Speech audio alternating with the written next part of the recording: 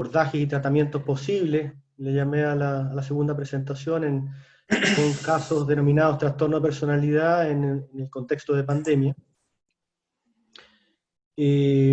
Bueno, invitarlos también a seguir el proyecto Alteridades, por ahora en la página de Facebook, donde hemos estado trabajando estas temáticas y las cercanías con la psicosis, y particularmente la experiencia psicótica, digamos, de los pacientes. Así que ahí también pueden encontrar algunas distinciones que en esta presentación puedan quedar no del todo claras, o para quienes no están familiarizados con estas terminologías, también puedan ir poco a poco construyendo el propio saber, que es muy importante para la clínica, ya que la clínica es un campo a veces inhóspito, no del todo claro, confuso, es un campo que, para quienes estén empezando en este trabajo, que requiere de una formación, como decía al principio, un trabajo personal, el análisis personal, la lectura de los textos, ¿no? Las supervisiones clínicas también, poder ir construyendo también el oficio, el oficio del analista, el oficio de los psicólogos, el oficio y también desde la incertidumbre, ¿no?, que supone este factor de la singularidad, desde la sorpresa que supone el encuentro con la singularidad del otro, la sorpresa que supone el encuentro con lo real del otro, un término lacaniano que quienes hayan escuchado, Lacan hacía la distinción entre lo real, lo simbólico y lo imaginario, que si bien es algo que no me voy a detener ahora, ocupo el término de lo real para hablar cuando el cuerpo está presente, digamos, cuando las manifestaciones del cuerpo, muy presentes en las toxicomanías, por ejemplo, todo el tema del pánico, de la angustia tan actual también, ¿no? Las adicciones, como decía, los trastornos alimentarios. Ahí es donde se puede ver que lo real ha cobrado fuerza y no hay una capacidad, una posibilidad de simbolizar, ¿no?, de poner en palabras eso que está ocurriendo en el cuerpo. Entonces, cuando me refiero a lo real, me refiero a eso. Cuando me refiero a lo simbólico, me refiero a la capacidad de pensar eso que está ocurriendo a nivel del cuerpo. Y bueno, y a lo imaginario ya hacía referencia antes, que es un poco la imagen que nos hacemos de nosotros mismos, la imagen que nos hacemos a partir de la respuesta del otro, la imagen que nos hacemos a partir de las identificaciones del otro, que es un proceso de constitución desde lo infantil, digamos, desde los periodos infantiles. Entonces, bueno, como les decía, invitarlos a que sigan lo que estamos desarrollando con el proyecto Alteridades. Y frente a esto también mencionar que en la clínica, desde la posición de clínica que asume la singularidad del otro, no hay receta. Eso es lo bueno, que a veces se echan de menos esas estructuras o esos métodos muy establecidos que permitirían, ¿no? Siempre problemático esa posición, que permitirían hacer algo desde una concepción preestablecida, digamos, ¿no? Entonces, la propuesta que estoy presentando tiene que ver con ir armándose o participando de un esquema conceptual operativo que sin duda estará enriquecido por cada una de las lecturas y de las experiencias que cada uno va teniendo. Frente a esto, esta segunda parte, bueno, justamente tiene que ver con la pregunta de qué posición clínica podemos ir ocupando en las diversas situaciones frente a cada momento del proceso, y que permita el trabajo de elaboración, que el trabajo de elaboración se desarrolle, digamos, y considerando los matices, los grados de severidad, las cercanías a la estructura más psicótica o la estructura más neurótica, ¿no? Entonces, frente a esto, la pregunta que voy a tratar de abordar será: ¿qué de estos elementos que presenté en la primera parte y de qué manera son necesarios de considerar en el contexto de pandemia, que permitan trabajar la singularidad de cada caso y a su vez apunten en la dirección de la disminución del sufrimiento psíquico? No olvidar también, a veces se puede perder de vista que estamos trabajando con el sufrimiento psíquico de los pacientes.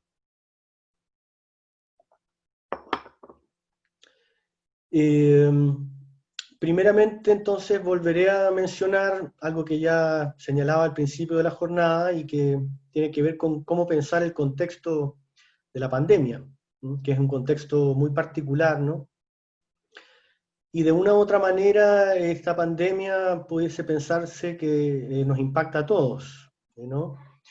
Y nos moviliza de nuestras rutinas, de las relaciones cotidianas con los otros, ¿no?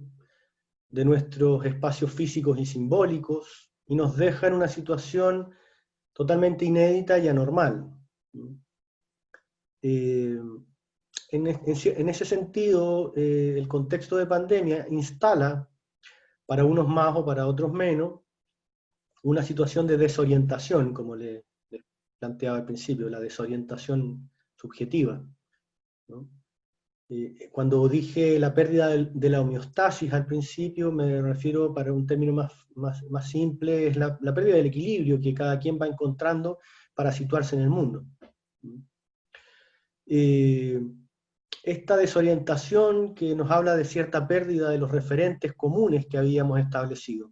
De alguna manera trastoca la pandemia un cierto ordenamiento que hasta antes de su inicio sosteníamos y habitábamos.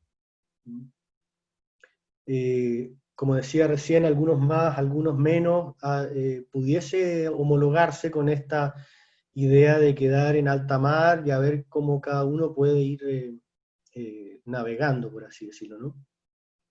Y rearmando un poco el barco que se pudo haber estropeado o quebrado del todo. La hipótesis que sostienen algunos lacanianos es de que estamos en presencia de un real sin ley, por eso hacía la aclaración en lo de lo real ligado al cuerpo, y sin ley, sin un simbólico que permita entenderlo, nos deja o nos habla de una presencia desconcertante que está en juego en estos momentos. Quizás en la medida en que más vamos pasando y avanzando en este periodo de la pandemia, pudiese pensarse que es un poco menos desconcertante que al principio, el primer mes, por ejemplo, del coronavirus, ¿no? En que compartirán conmigo que era un momento particularmente desorientador, particularmente inestable, que generaba mucho miedo también, desencadenaba algunas angustias, bueno, todos saben bien de lo que estoy hablando. Entonces, esta presencia desconcertante de lo real, como decía en esta ocasión, convocado de alguna manera esto desconcertante por el virus invisible, el COVID-19. Este virus invisible podemos pensarlo, para los que afortunadamente no nos hemos contagiado, como una ausencia presente. Un término paradójico, pero ahí está lo invisible del virus. Está presente, pero ausente al mismo tiempo. Y que nos lleva a un encuentro con lo imposible de ser simbolizado. Quizás a mí me parece que es lo más propio, uno de los aspectos más propios de la pandemia, ¿no? De que hay un encuentro con algo que no conocemos, que está ausente pero presente, que es invisible, y por lo tanto es imposible de ser simbolizado, digamos. No es posible de poner en palabra, al menos en la primera etapa, como hacía referencia, de decir de qué se trata, cómo me posiciono frente a esto, ¿no? Qué lugar tomo. Es posible así entender que las manifestaciones entender las manifestaciones de angustia, ¿no? De miedo, de ansiedad, de excesos en el consumo de alimentos, de alcohol, el exceso de droga, entre otras posibles respuestas del sujeto a la presencia de lo real del cuerpo.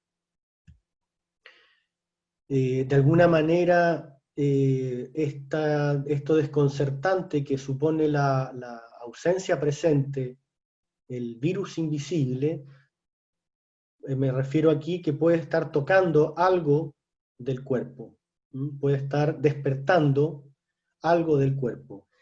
El modo en que eso se despierte, el modo en que eso cobre mayor presencia, la forma que vaya adoptando, dependerá de la singularidad de cada uno. Es pertinente en este sentido recordar que no hay vacuna de la ciencia hasta ahora que ordene el nuevo desorden, o incluso el caos, si pudiese pensarse así, que la pandemia abre, ¿no? Este caos que, vuelvo a insistir en la idea, sobre todo se ha visto en la primera etapa, o bien para otros, y aquí hago referencia a algunos procesos clínicos que nos ha tocado llevar en el hospital, o bien se va abriendo la sensación de caos y de desorden en la medida en que esto dura mucho tiempo, ¿no? Ya llevamos 4 meses, más o menos, no se sabe cuánto tiempo más puede durar, y ese no saber es el que de alguna manera va generando esta apertura y este resquebrajamiento, pudiese pensarse, de lo simbólico en los casos que lo simbólico opera, digamos, ¿no? Cuando hablo de lo simbólico, también para fortalecer un poco esta idea, hablo de la cultura, ¿no? Hablo del lenguaje, de cómo la cultura nos inserta, o nos insertamos en la cultura, nos insertamos en el lenguaje, lo que los lacanianos llaman el otro, con O mayúscula, que es este mundo simbólico de palabras, ¿no? Que nos habita, que está dentro nuestro, por así decirlo, usando la metáfora, y desde la infancia en adelante. Se va construyendo ese tesoro de palabras, ese tesoro de significantes, como decía Lacan. Entonces, decía que hasta ahora el desorden o el caos, al menos la ciencia no ha podido hasta ahora entregar una respuesta satisfactoria y ordenadora que pudiese ser la vacuna, ¿no? El discurso científico en este sentido, desde el paradigma positivista, evidencia con esto su impotencia de alguna forma, subrayando con ello que siempre estamos frente a un registro humano que no es administrable, no es medible. Ahí nuevamente aparece la singularidad, o lo real del cuerpo también. Dicho esto, y situando así las posibilidades y las imposibilidades de intervención, ¿no? No hay que pensar que podemos resolver una situación de esta magnitud. En el contexto actual, intentaré señalar algunas consideraciones clínicas que me parecen relevantes al momento actual que habitamos. Bueno, partiré diciendo algo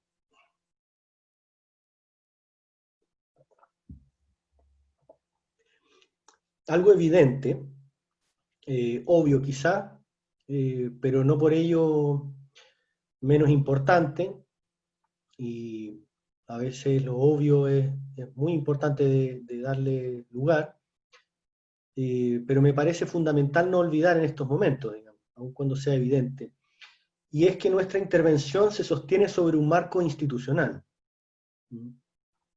Hospital, consultorio, centro de salud, unidad de psiquiatría, unidad de salud mental, etc. Consultas, equipos de consultas privadas también. Marco institucional que, como ha destacado José Blecher en su libro Simbiosis y Ambigüedad, puede considerarse como parte del encuadre de trabajo. Seguramente la idea de encuadre de trabajo es más familiar para todos, y es las coordenadas o el establecimiento de ciertas condiciones que permiten que se vaya realizando un proceso terapéutico, un proceso clínico. En este sentido, la institución provee de una base interaccional importante al pensar los elementos que se articulan en estas intervenciones que podemos hacer como un continente de los contenidos de los pacientes. Pensar la institución y el encuadre, por tanto, como un continente. Me parece relevante. Un continente de los contenidos representacionales, como del lado de la angustia, como del lado de la angustia, que es una manifestación del cuerpo, en ese sentido de lo real. Este continente que Elliot Jaques, al hablar de la función de la institución para las sociedades humanas, planteaba como una defensa.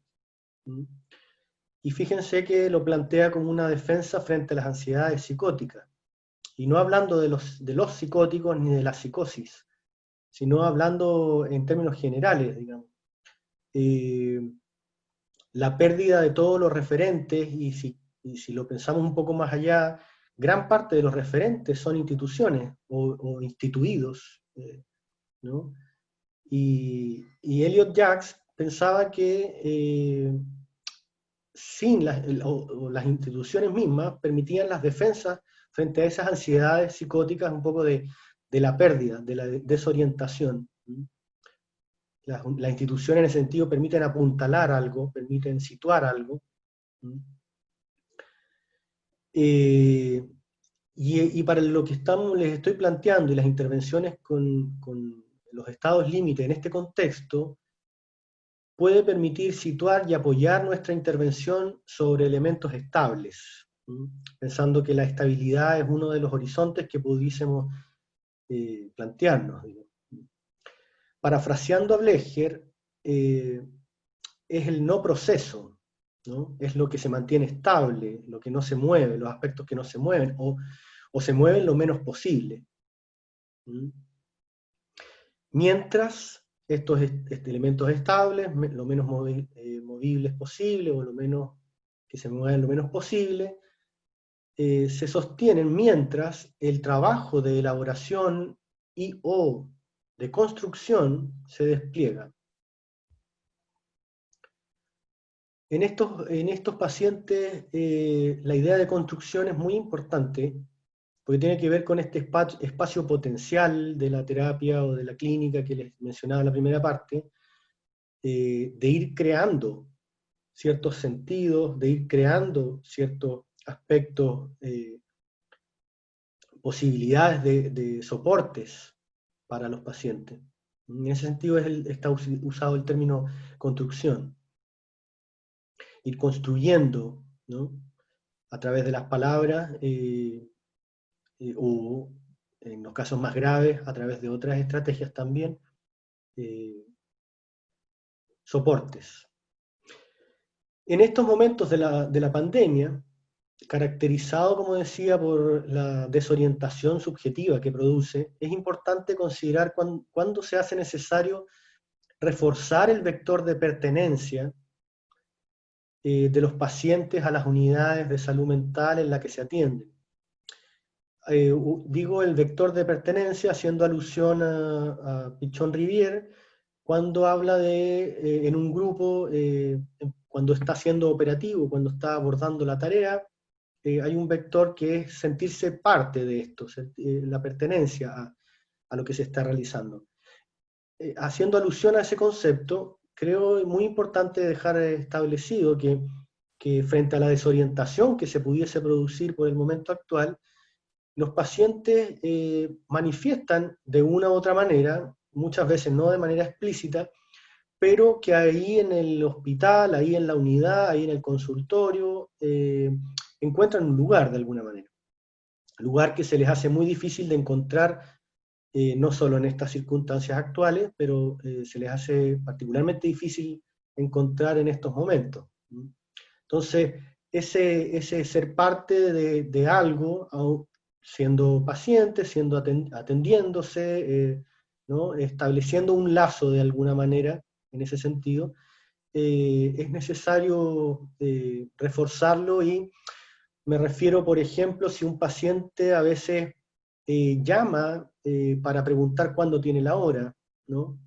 Llama o va al hospital para señalar algo, ¿no? A veces, entre comillas, de poca importancia, digo entre comillas, que se nos puede pasar como algo de poca importancia, pero muchas veces puede leerse como la necesidad de estar participando de este orden que propone la institución, ¿no? Y eso hemos podido ver que tiene efectos que aplacan la angustia, que permiten situar algo, que permiten un punto de referencia, que permiten poder moverse o volver a intentar llevar su vida de la mejor manera posible. Eh,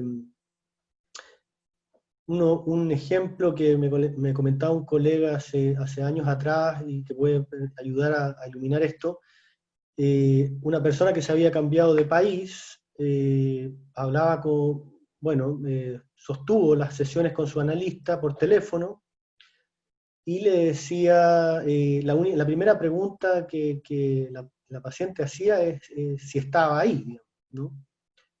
Y la respuesta del analista es sí, aquí estoy. Entonces, menciono esto para tomar en consideración que a veces nuestra sola presencia, de manera estable, no necesariamente respondiendo a la demanda que se nos está haciendo, a la demanda explícita que se nos está haciendo, puede ser un elemento orientador, puede ser un elemento muy significativo, un elemento de anclaje, ¿m? De anclaje a este estado confuso, o este estado, volviendo a la metáfora de alta mar, digamos, del naufragio en alta mar. En este sentido, no olvidemos que las instituciones de salud mental cumplen una función muy importante para los pacientes en general. Y quizás aquí menciona particularmente los pacientes graves. Como les comentaba en la primera parte, el trabajo en hospital de día tiene mucho de estas características, ¿no? De ser un punto de referencia en la sociedad.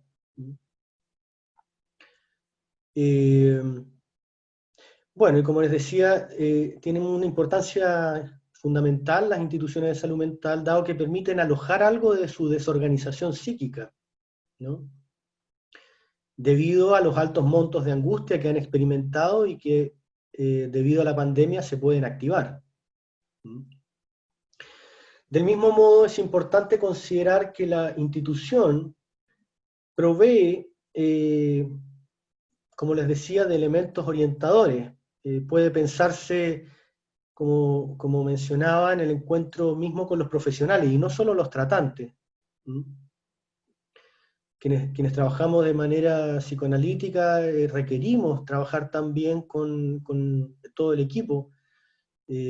A veces las asistentes sociales, los terapeutas ocupacionales realizan en este contexto visitas domiciliarias, nosotros mismos también a veces realizamos algunas visitas para anclar algo, ¿no? Y que la persona, el paciente, la paciente pueda continuar con su vida según las circunstancias. Por supuesto, con los psiquiatras también la parte farmacológica es fundamental también. A veces hay pacientes que en la confusión del pensamiento y quizás un síntoma de la semiología más claro puede ser la verborrea, ¿no? El pensamiento confuso, y que en ocasiones no se puede tratar con la palabra únicamente. Entonces, el despliegue de los distintos profesionales y el equipo es fundamental para permitir estos elementos orientadores. Además de los mismos profesionales, los lugares físicos, los horarios definidos, roles, formas de trato, etc., ¿no? En ese sentido, el encuadre, que son todos estos elementos participantes del encuadre, y del encuadre también como institucional, el marco institucional, ya es un primer elemento que nos parece importante reforzar. y de no perder de vista. Ejemplo muy simple, por ejemplo, el uso de la credencial en las visitas domiciliarias, o al equipo lo lleva a las ambulancias, y ya eso denota un cierto contexto de la intervención. Y me voy a referir en lo próximo, digamos, por qué esto es tan importante. Pero quizás ya se van haciendo algunas luces de por qué, digamos, ¿no? A propósito de las características que desplegaba en la primera parte de los estados límite. El marco institucional mismo, no rígido, sino estable, esta distinción es importante, porque a veces será necesario flexibilizar el encuadre, ¿no?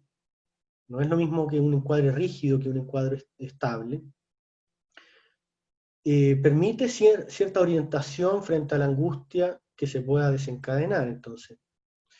Se hace fundamental considerar que la interacción y los diálogos con los pacientes y las pacientes que sostenemos sean en un marco que va más allá, por decirlo de alguna manera, de un encuentro casual. Sean estos encuentros dentro o fuera del establecimiento. Es importante en este sentido no solo visibilizar, sino sostener que nuestra intervención se soporta sobre lo que he llamado dispositivos artificiales. ¿Mm? Quizás puede ser una palabra compleja, pero me refiero a que están creados los dispositivos en los que trabajamos, sea la consulta privada, sea el hospital, las unidades, los consultorios, etcétera, etcétera, están creados para el abordaje del sufrimiento psíquico. Y no son, utilizando el término siempre complejo, naturales, no son espontáneos. Este factor es de suma importancia de tal manera de no sostener dinámicas transferenciales dentro de un campo donde lo simbólico ha perdido su valor. Y fíjense que ha perdido lo simbólico su valor, o pudiese haber perdido su valor, en este caso, en el caso de los estados límite, no solamente por el déficit, por así decirlo, de simbólico que decía en función de su constitución psíquica infantil, sino que también en función de la pandemia misma, digamos. O sea, ahí es donde para todos ha sido algo desorientador en cierto sentido. Todos de alguna manera hemos perdido un poco los referentes simbólicos. Entonces, es muy común, y como les he mencionado antes, que en los estados límite el paciente y su tratante entren en una dinámica transferencial en la cual se pierde cierto referente y por tanto pudiese emerger una tensión imaginaria entre ambos, lo cual puede llevar a alguna acción que irrumpe fuera de toda elaboración. Y aquí me estoy refiriendo a la dimensión del acto, ¿no? Los acting out, el paso al acto, cuando la palabra no permite hacerle frente a la angustia y vienen acciones de otro tipo, digamos, ¿no? Que conocemos todos quienes trabajamos en este ámbito, es un ámbito muy propenso a los actos, a la dimensión del acto, que como les recordaba en un principio, Freud diferenciaba de la rememoración, decía él, del recordar o del elaborar o del poner en palabras, si ustedes quieren. El acto estaría de otro lado, digamos, ¿no? Es una acción, lo que en lo sintomatológico desde la fenomenología de los pacientes pudiese pensarse en lo impulsivo, que muchas veces se plantea sobre estos casos, ¿no?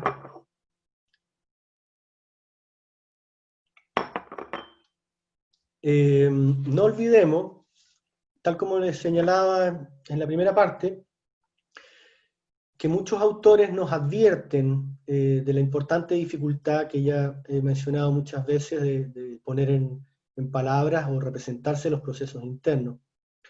Frente a esto, cuando el tratante se sitúa o pudiese quedar situado solo como un objeto de la relación de tipo anaclítica con su paciente, o sea, esta relación de dependencia, que a veces puede ser una dependencia absoluta y una dependencia total en el sentido de que si la pierde, el paciente puede pasar al acto, ¿no?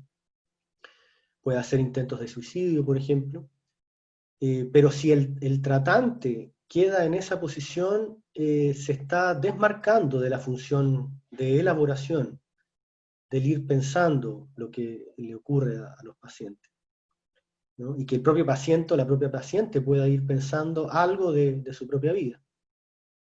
Que hago tanto hincapié en esto porque bueno, todos los que trabajamos desde la perspectiva psicoanalítica y todos los que nos interesamos por la singularidad y los que nos interesamos por escuchar la palabra del paciente, damos cuenta de que ese diálogo, esa escucha que proveemos en el espacio clínico, permite ir elaborando, permite ir avanzando, permite la disminución de la angustia, ¿no? Y por lo tanto permite la disminución de los pasos al acto, ¿no? O de la dimensión del acto, o de la impulsividad también, si ustedes quieren, de la agresividad también, que sea, desde la psiquiatría se postula como uno de los elementos de este tipo de pacientes.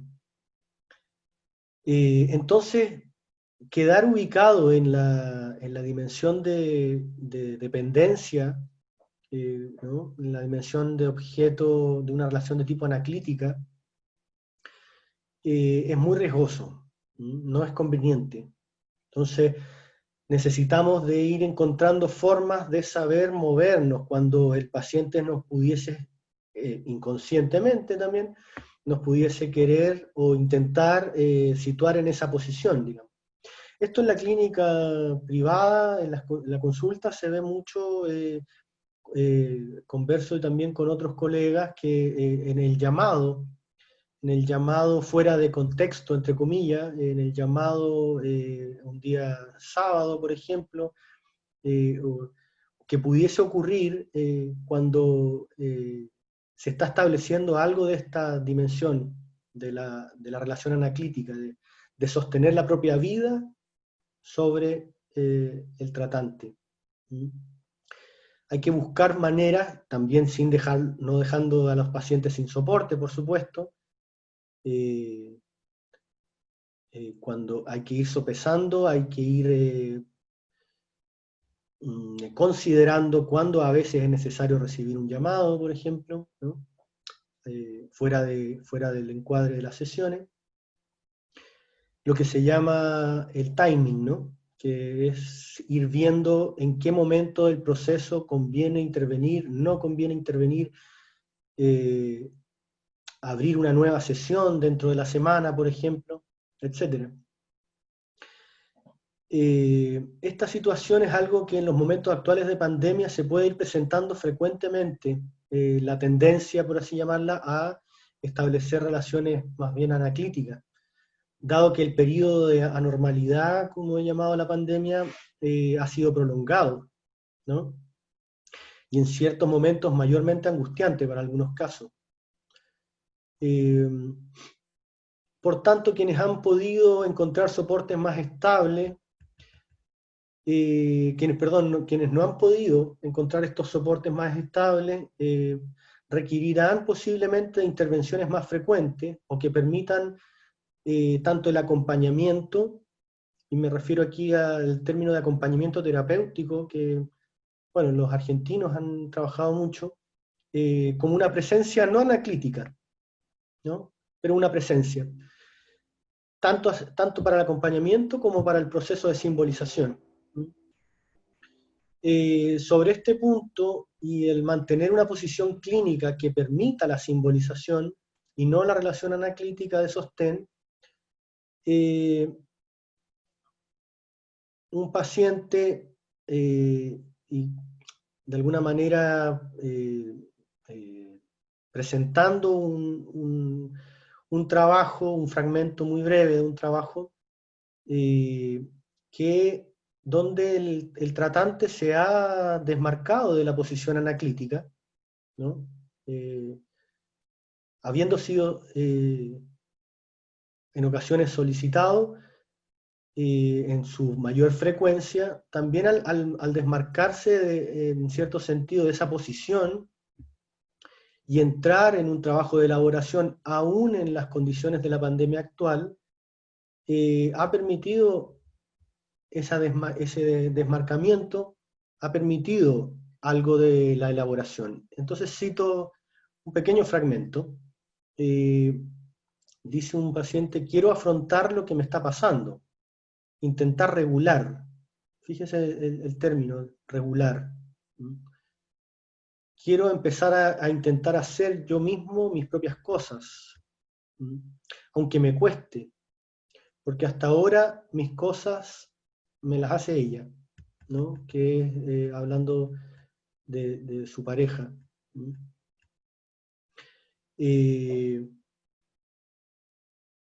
Ese pequeño fragmento, por supuesto, sin nombre ni nada, es otro elemento que es importante considerar siempre, ¿no?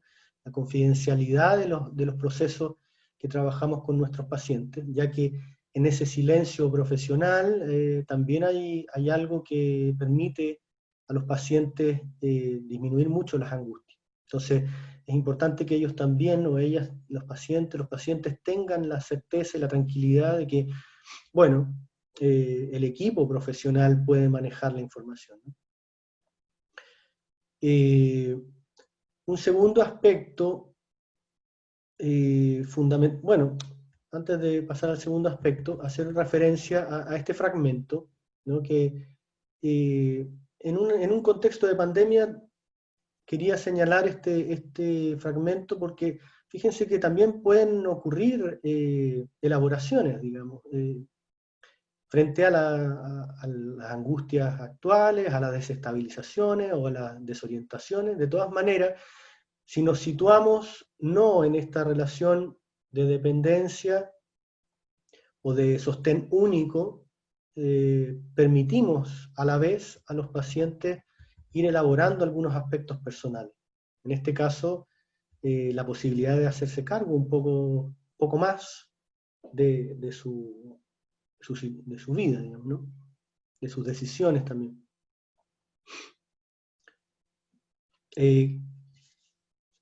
Cuando hablo de las decisiones, un término que no he usado ni en la primera presentación ni en esta segunda, pero que tiene que ver con la responsabilidad subjetiva, que también es muy importante, y es la responsabilidad que los propios pacientes pueden ir trabajando sobre sus actos y sobre sus acciones y sobre sus decisiones.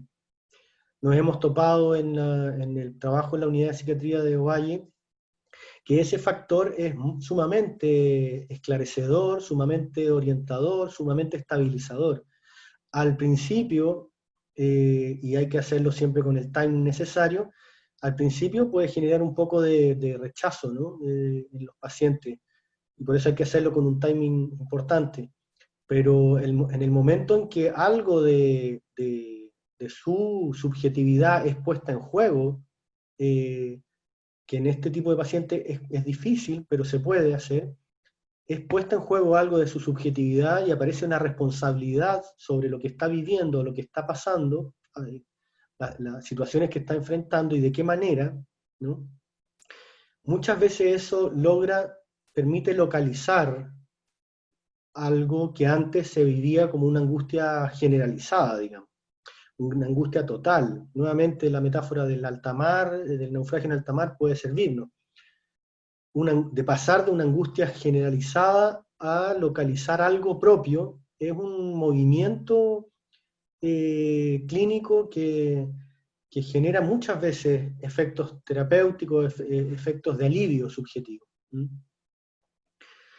Un segundo aspecto es el conocer lo mejor posible los recursos psíquicos con que cuenta el paciente o la paciente, ¿no? Cómo ha logrado situarse y abordar crisis en situaciones anteriores, o situaciones de angustias anteriores, desde su propia singularidad. Pienso, por ejemplo, en pacientes que han optado por visitar, o sea, por hablar, más que visitar en este contexto, por hablar con mayor frecuencia con algún familiar o amigo o amiga, ¿no? Del lado de de otras estrategias, pacientes que han vuelto a fumar tabaco, tomar mate con mayor frecuencia, o sea, la gama de recursos, de posibilidades que hay para ir abordando es tan amplia como la singularidad de cada quien. ¿Qué les ha permitido también moverse desde una posición insegura para pasar a ocupar posiciones más estables? Por ejemplo, pacientes que han optado por volver a trabajar, aún en estas condiciones no del todo favorables, ¿no? Personas que en el retorno a su trabajo han encontrado, posiblemente por el rol que les permite ocupar ahí, no sé, pienso, pudiesen encontrarse con un sostén, un soporte. También pienso, bueno, qué elementos facilitan su orientación en este campo de desorientación. Por ejemplo, también pacientes que han decidido pasar varias horas en sus casas escuchando su música, con sus audífonos, por ejemplo, ¿no? O pacientes que han acudido a la lectura, a las películas, como lugares más calmos. Hay que estar muy atento a qué modos van encontrando los pacientes y fortalecer esos modos. Cuando les ha permitido pasar de una posición más inestable, más insegura, a algo más estable. Y si requieren de ver 2, 3 películas en el día, una por la mañana, una por la tarde, bueno, no hay por qué criticar eso, creo, en estos momentos. Así como también conocer quiénes de su entorno facilitan o dificultan estos movimientos que van encontrando los pacientes.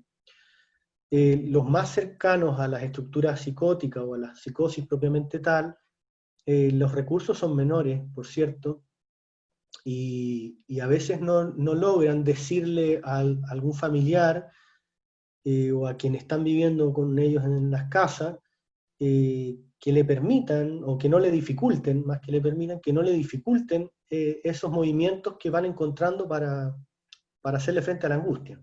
¿Mm? Entonces, en ocasiones, parte del equipo puede encargarse de llamar, pesquisando intervenciones muy precisas, no inundando de la intervención o la sobreintervención, sino que hablar con esa persona que le está diciendo al paciente o a la paciente que no escuche tanta música, no se encierre en sus audífonos, que no vea tanta televisión, etcétera, etcétera, ¿no? Poder dejar ahí una intervención, hacer una intervención muy breve, muy precisa, con que simplemente, al menos a nosotros nos ha servido que simplemente señalar que para ese paciente o esa paciente es algo pertinente y necesario, deja en un modo de relación más tranquilizador tanto al familiar como al paciente. En muchos sentidos me refiero a intervenciones también en casos graves.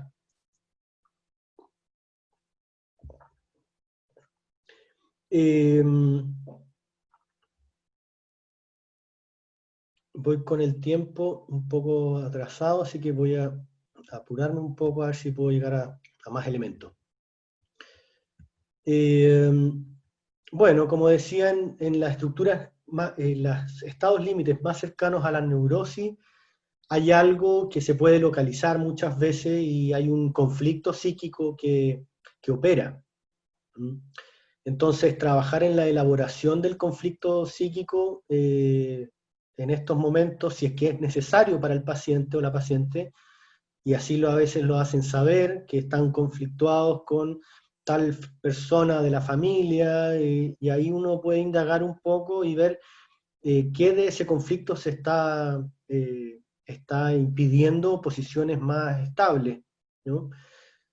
Sobre eso, una paciente justamente que ha hecho ciertas elaboraciones de su conflicto psíquico, tenía una sintomatología obsesiva muy importante, me decía, bueno, por teléfono, es algo que no había mencionado, pero nosotros hacemos muchas intervenciones actualmente por teléfono, y cuando se requiere, citamos a los pacientes bueno, con las medidas de precaución, lógicamente, de la pandemia, en la distancia, qué sé yo, y hacemos intervenciones presenciales, pero varias las hacemos por teléfono.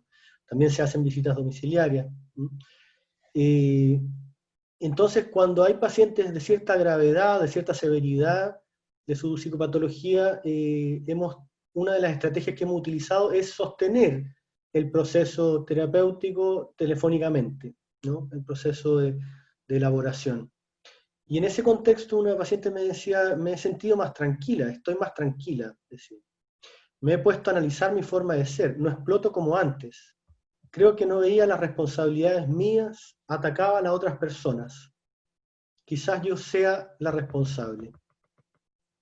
Y eso a las sesiones siguientes me hacía saber que le había generado mucho alivio. ¿Mm?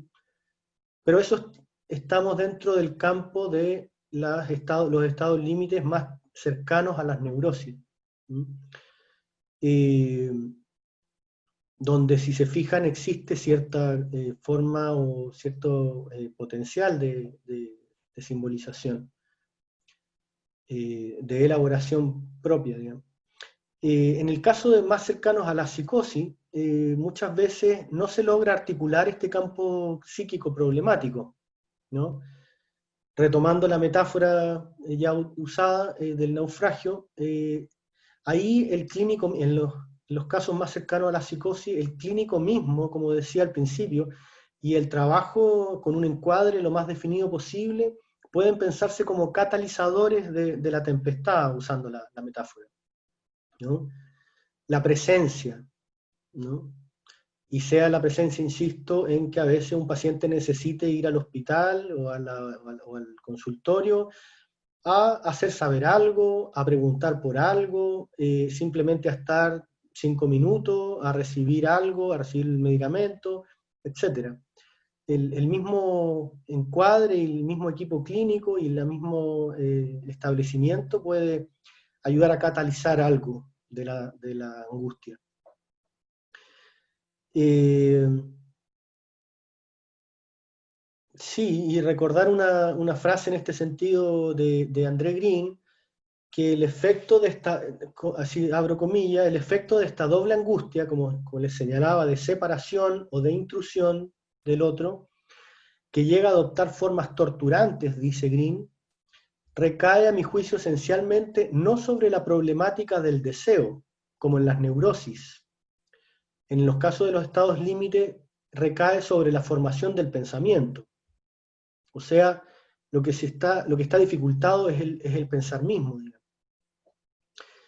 Un tercer punto, y algo muy breve, pero paradójicamente hemos podido notar, y yo también he podido notar en los trabajos personales que he ido trabajando con los pacientes, que hay pacientes que están más tranquilos en este contexto de pandemia, ¿no? Y solo dos puntos sobre eso. Uno puede ser que, como les decía, la intrusión del otro no está tan presente en estos casos, en este momento, y esa dificultad de establecer el lazo social no está puesta en juego. Y por otro lado, otro punto, eh, lo importante clínicamente de dejar y no intervenir en esas situaciones, digamos, ¿no? Si ha encontrado el paciente o la paciente ciertos modos de mantenerse a flote, por así decirlo, permitirlo. Un cuarto punto es de la transferencia negativa, que les decía tan característica y tan presente en estos casos de estados límite, que es la detención de la dialéctica analítica, digamos, ¿no? La detención del proceso de elaboración, que se puede detener de muchas maneras. Quienes trabajan clínicamente sabrán que los procesos se detienen, a veces puede no saberse por qué se detuvo, y ahí es cuando las supervisiones son fundamentales. Los diálogos con otros profesionales para ir analizando los casos son fundamentales. Los equipos tengan reuniones clínicas periódicamente es fundamental, en este contexto también, ¿no? y no dejarlo de lado un poco ese trabajo que es parte de la atención clínica. No es un plus en la supervisión, sino que es parte.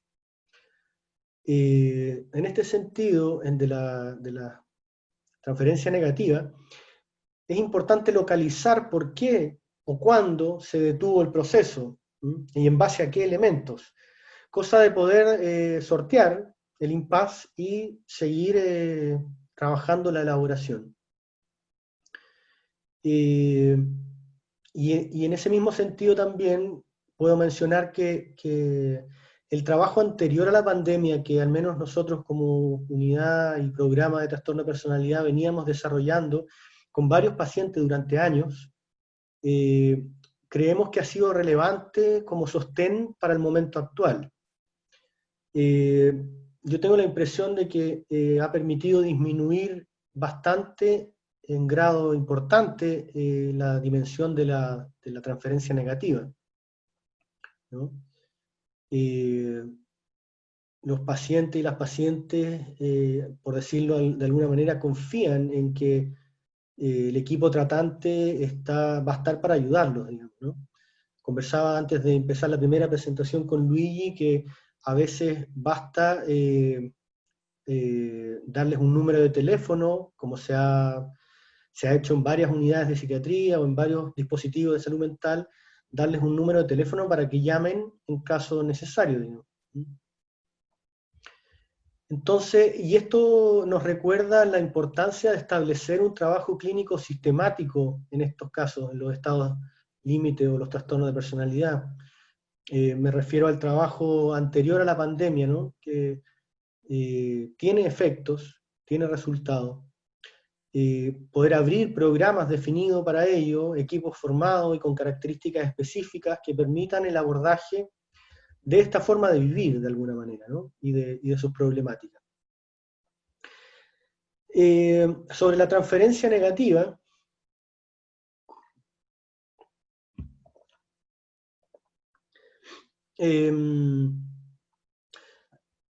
pudiese presentarse en función de los mecanismos defensivos que los estados límites sostienen, digamos, ¿no? Para hacerle frente a la angustia.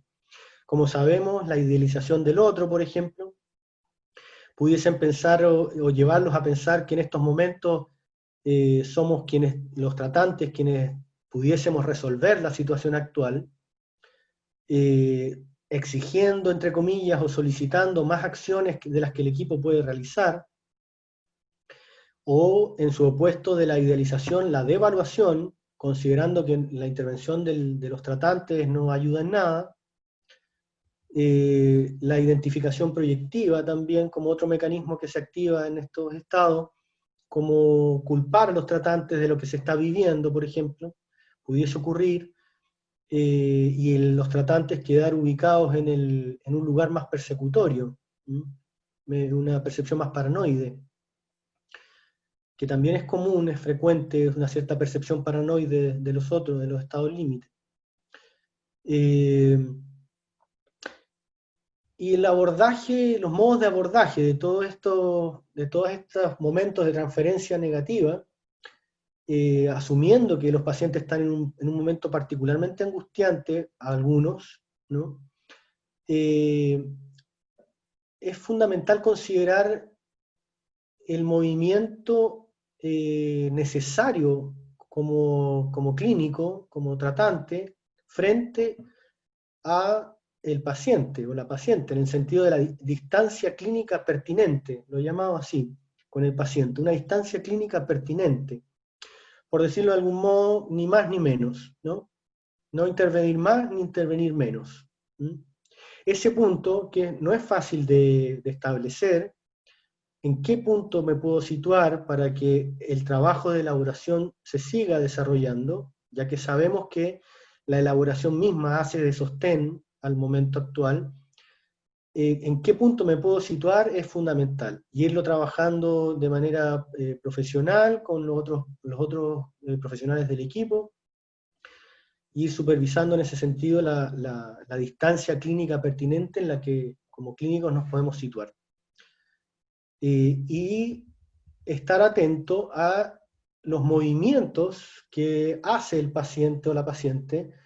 Ya les manifestaba en la primera presentación que esto del yo, un poco que se deforma el yo, que se mueve el yo, buscando la posición más cómoda.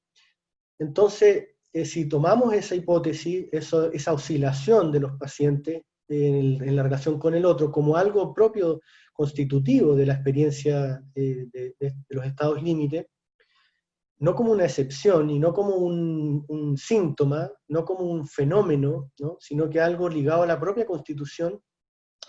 Por lo tanto, nosotros también será necesario que estemos atentos a cómo nos situamos frente a esos movimientos que los pacientes van haciendo.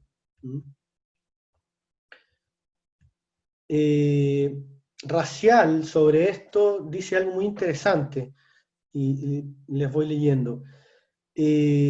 Abre comillas, respaldarse en la cualidad anaclítica de la relación transferencial, justamente lo opuesto a lo que estoy diciendo de poder moverse siempre para quedar situado en una posición de elaboración que permita la simbolización. Por el contrario, quedar en una posición anaclítica de dependencia con el paciente deriva hacia una posición que el racial llama materna o asistencial, lo cual impide la interpretación, ¿no? Pareciera que usted está diciendo esto, o probablemente lo suyo puede tener que ver con esto otro, ¿no? Ese condicional del que hablaba en la primera parte. Y de quedar en esta posición anaclítica, como dice racial, materna o asistencial. Cuando dice materna racial se refiere a diádica, ¿no? No participando del triángulo edípico o la incorporación del tercero. Entonces, en esas condiciones de la relación anaclítica, la interpretación puede ser violenta e intrusiva, dice Racial. Nos advierte de esto que es fundamental. Y si es violenta, intrusiva la interpretación o el señalamiento que podemos hacer, bueno, se puede establecer un momento de transferencia negativa, una detención del proceso, un impasse o definitivamente el abandono del tratamiento. Otro punto importante es la diferenciación, pasando ya de la transferencia negativa, es la diferenciación que a veces hacen los pacientes en sus relatos, las distinciones, ¿no?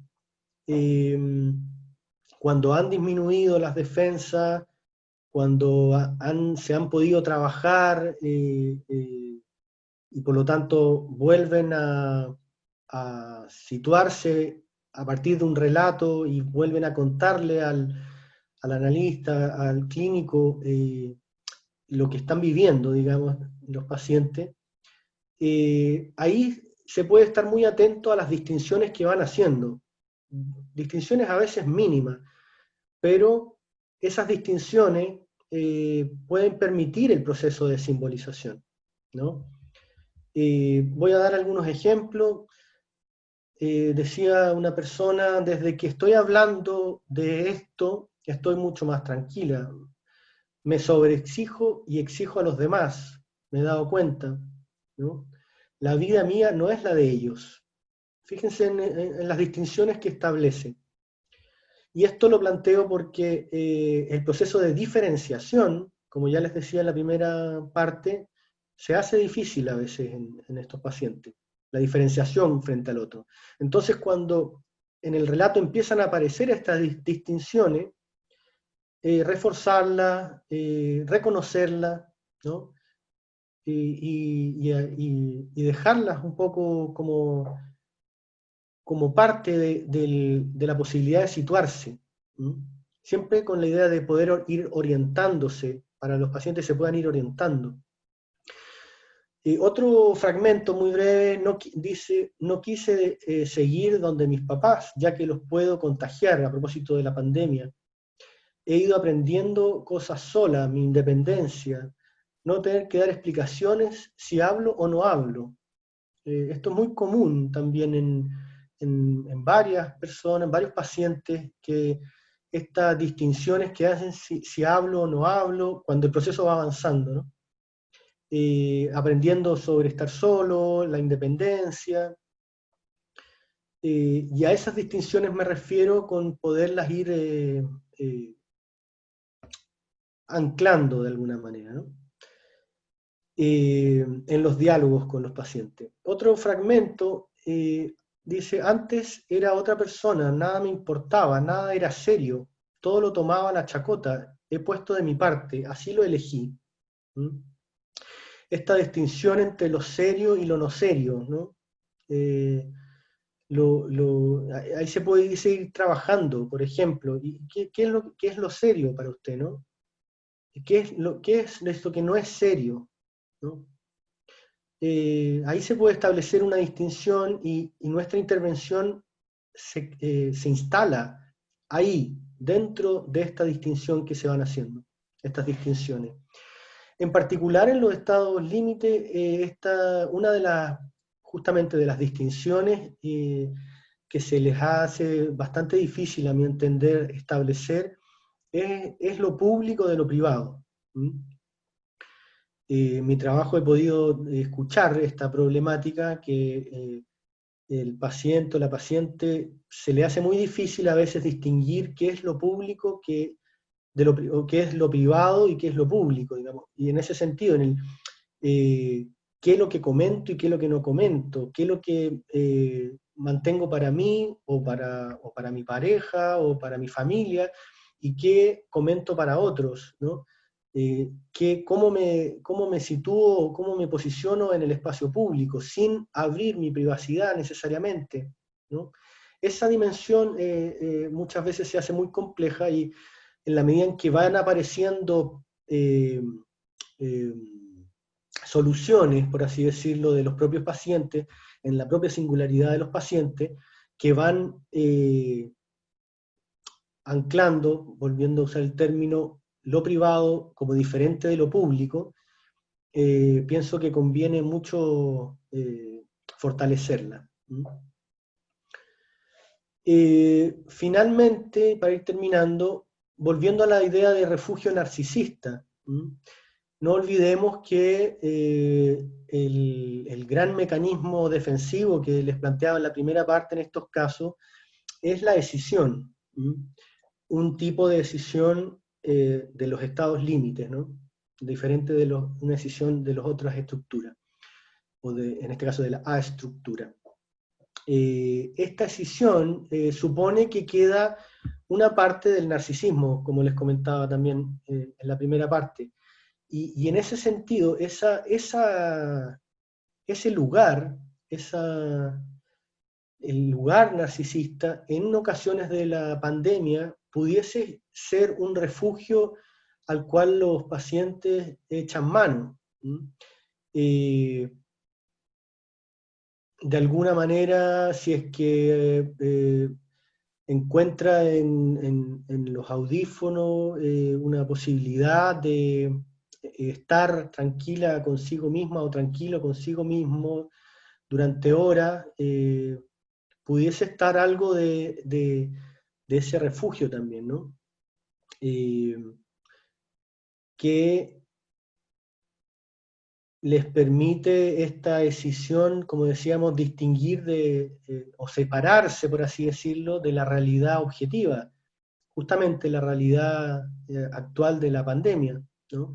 Y todas las características que todos conocemos de la pandemia actual, digamos, ¿no? Un pequeño fragmento también de un proceso clínico y que decía, las tensiones las tengo yo adentro, decía una paciente, que es muy común, ¿eh? Este tipo de frases o de fragmentos. Me he hecho una vida sola, escucho mi música y es un espacio tranquilo, ¿no? De alguna manera ahí hay un refugio que encuentra la persona o que pudiesen encontrar diferentes personas y la propuesta es eh, permitir ese refugio, no moverlo demasiado. lógicamente intentando que las personas, los pacientes vayan haciendo lazos también. Como decía, una forma de lazo social puede ser acudir al hospital, el llamado del hospital, la visita domiciliaria, etcétera, etcétera. Pero también hay algo de este espacio personal que pudiese pensarse como un narcisismo bueno, por llamarlo así, ¿no? Algunos llaman narcisismo negativo, me parece a lo más riesgoso. Eh,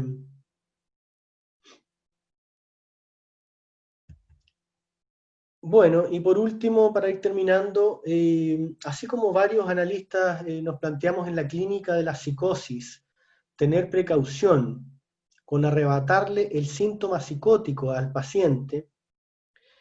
Esto es muy importante en la psicosis, no arrebatar el síntoma psicótico, dado que, como nos planteaba Freud, ¿no? Desde sus inicios, el delirio es un intento de curación, ¿m? Que permite y cumple una función de estabilización, ¿no? Y es un intento, a lo mejor los que no están familiarizados con esta idea, les puede sonar muy extraño, pero es un intento de curación, el delirio, en el sentido que permite evitar algo peor. En el caso de la psicosis, es, como les decía antes, la fragmentación total de la unidad yoica, la sensación de fragmentación total, la sensación de desintegración, por así decirlo, de la imagen personal que tenemos, ¿no? Si alguien se puede figurar eso, la desintegración de la propia imagen que hago de mí mismo o que cada uno hace de sí mismo, puede ser muy, muy brutal y muy angustiante. Esa es la angustia de fragmentación. Entonces, el delirio en la psicosis permite un paso más allá, digamos, o sea, no ligarse o no ligarse, sino que no vivir esa dimensión de la fragmentación absoluta, sino que vivir una realidad, una neorrealidad, como dicen algunos, ¿no? Una realidad delirante. En ese sentido da sustento y da soporte y estabiliza el delirio. Y en ese mismo sentido es que no es recomendable arrebatarlo o quitarlo, por así decirlo, ¿no? De cuajo. En ese mismo sentido, pienso en los estados límites que es conveniente permitirles en ocasiones la fluctuación, trabajar con ellos el para qué de su oscilación. Por así haciendo el símil con la psicosis, si quitamos esta oscilación, si no la permitimos, si no le damos lugar, estamos quitando algo o no estamos permitiendo algo que a los pacientes les permite algo. Esta solución que han encontrado desde sus tiempos infantiles para situarse en el mundo, ¿no? Este modo de habitar que los lleva a reposicionarse permanentemente. Aquel balanceo, oscilare, ¿no? Del latín oscilare, que les puede permitir hacer frente a la pulsión de muerte, a la desligación radical, psíquica radical, que surge y se presenta en estos pacientes como profundo vacío, ¿no? Como angustia depresiva. Bueno, y finalmente, como equipos de atención de salud mental, necesitamos seguir pensando este campo clínico, ¿no? Dado que en Chile, seguramente por su propia historia, ciertos procesos de constitución y construcción subjetiva se han visto dramáticamente trastocados, dificultando funciones psíquicas fundamentales a la hora de sostener la propia vida. Y con eso termino. Muchas gracias.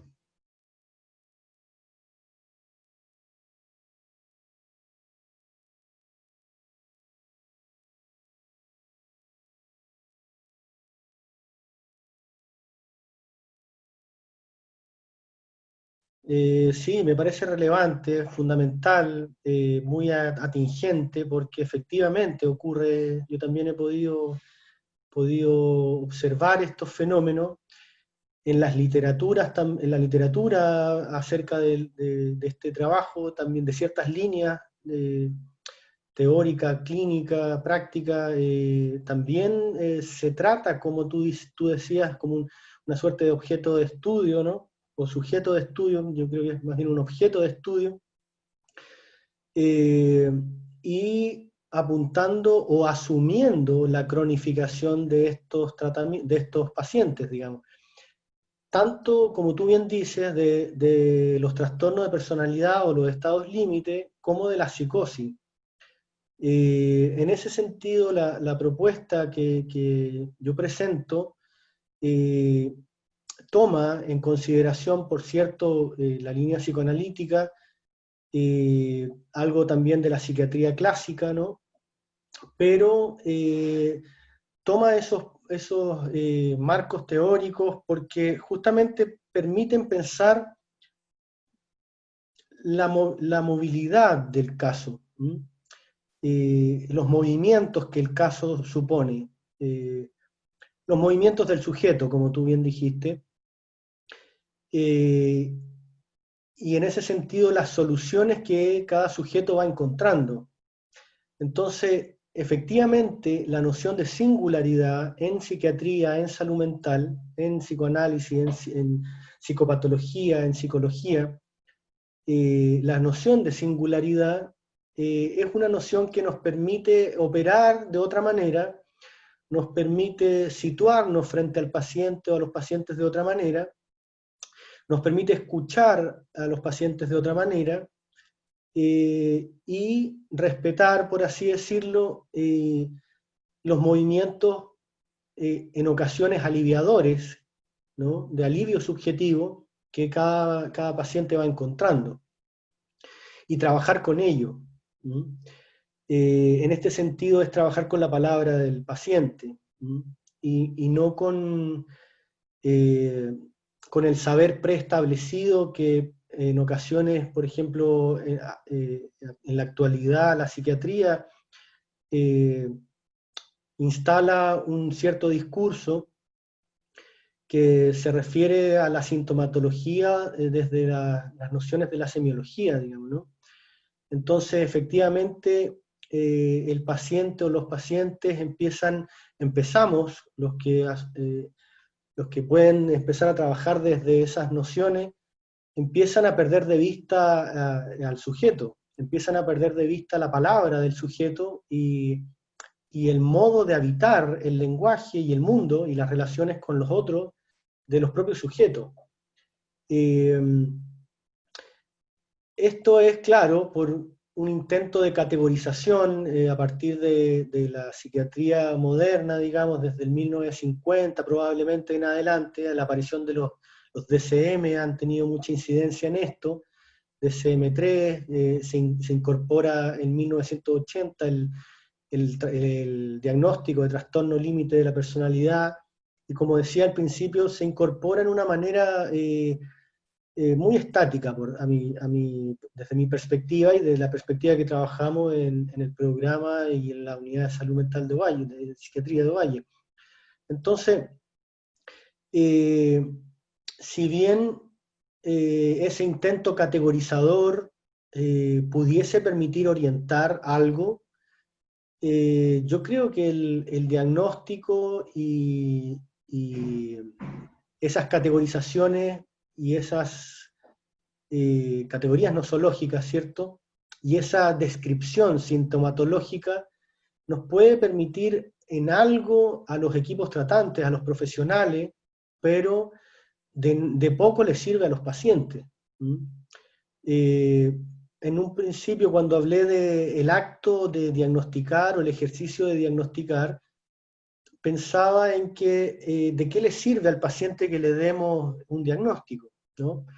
Fíjense que si le damos a un paciente el diagnóstico, estamos asumiendo o estamos incorporando al interior del trabajo clínico, al interior del trabajo donde está el relato del paciente, un término que el paciente no maneja, no conoce, no tiene idea, y si se trata de orientar o desorientar, en ocasiones yo he percibido que es más bien desorientador entregarle un diagnóstico a un paciente que permita la orientación en función a las boyas, usando la metáfora,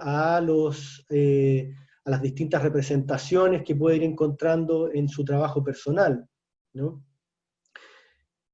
Volviendo a un ejemplo que di recién, la música para un paciente puede ser sumamente orientador y sumamente aliviador subjetivamente, ¿no? Entonces, efectivamente, como tú dices, es otra forma de pensarlo. La verdad que me hace sentido pensar que cuestione algo de las formas de trabajo que a veces se establecen. Quizás pensaría en qué han hecho, bueno, tú en lo particular decías, llevo 30 años, quizás has hecho muchas cosas que han tenido efecto aliviador también para los pacientes. Entonces, de esa experiencia, considerar y tomar lo que ha permitido lo que ha permitido ciertos movimientos subjetivos, lo que ha permitido cierto alivio subjetivo, lo que ha permitido la disminución de las angustias, y ir dejando lo que más bien dificulta u obstaculiza los procesos de elaboración y de simbolización. En ese sentido, claro, la cronicidad de la que tú planteabas, yo en lo personal no es un elemento, no es un término que me sirva, digamos, ¿no?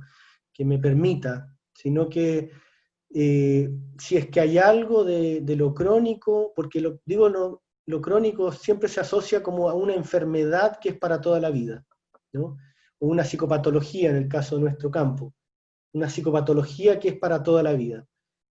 Claro, y ahí viene el diagnóstico que tiene el paciente y de cómo viven los pacientes con trastorno de personalidad y qué es lo que debieran hacer los trastornos de personalidad o los psicóticos, y etcétera, etcétera, ¿no? Se empieza a desplegar una serie diría Foucault, quizás unas tecnologías del yo, ¿no? O unos saberes, se empiezan a desplegar sin darnos cuenta muchas veces, y eso es lo más complejo. Se empiezan a desplegar una serie de acciones, una serie de intervenciones que están orientadas en la cronicidad de los pacientes como una enfermedad para toda la vida. A mí me ha parecido que genera más posibilidades de movimiento subjetivo y por lo tanto de poder hacer algo con la propia vida, ¿no?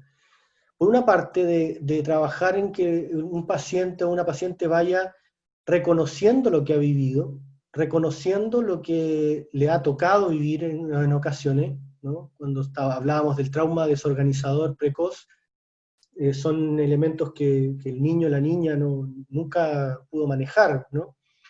Entonces, reconociendo lo que ha vivido, reconociendo la propia historia, pueda por una parte aprender a vivir con ello y por otra parte aprender o intentar situarse frente a esa historia, ¿no? Ese movimiento de división entre el sujeto o de lo consciente y lo inconsciente, si ustedes quieren, ¿no?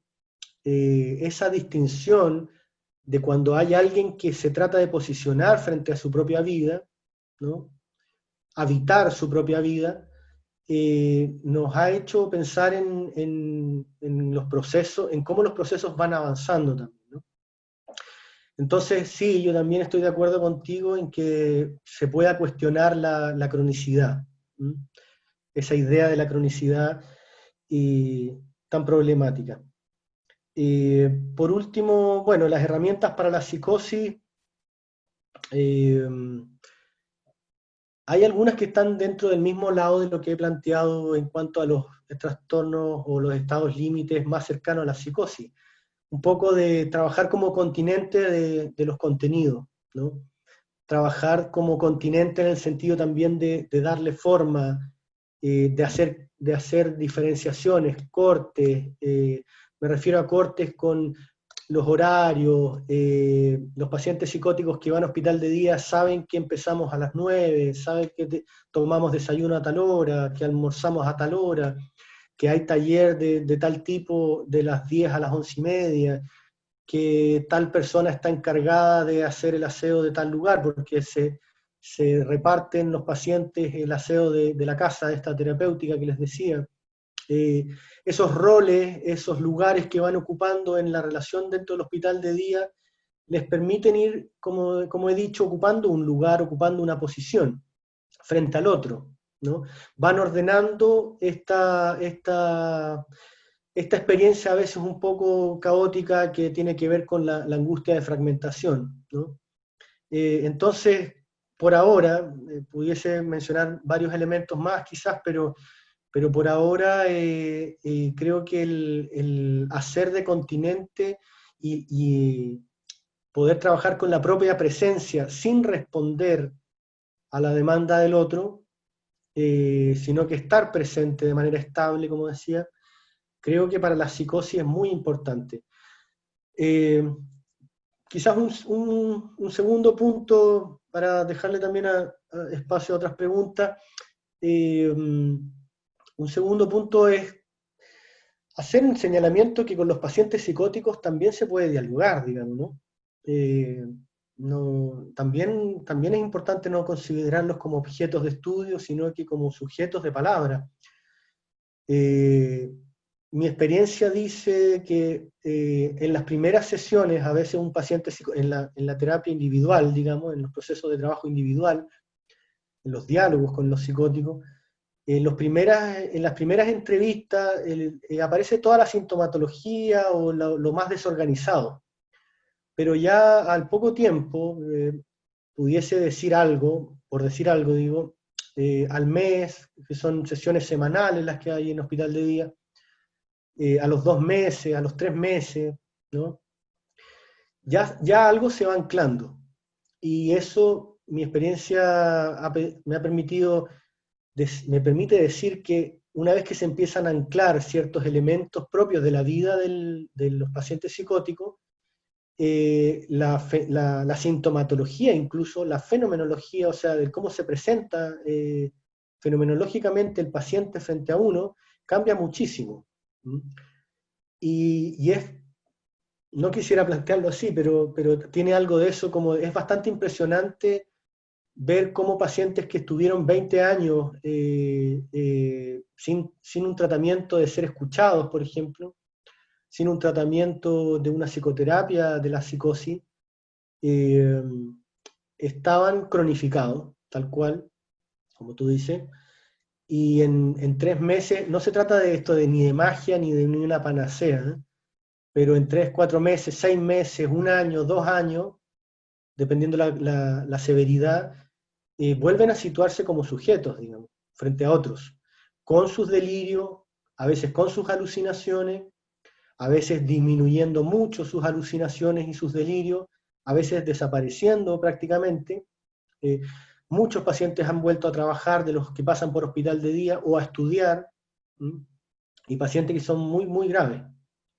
Intentar escuchar lo que puedan decir los pacientes psicóticos o estados límite, aun cuando sea en pocas sesiones, entiendo que hay a veces menos tiempo, pero también sesiones de media hora pueden permitir escuchar eh, algo del paciente.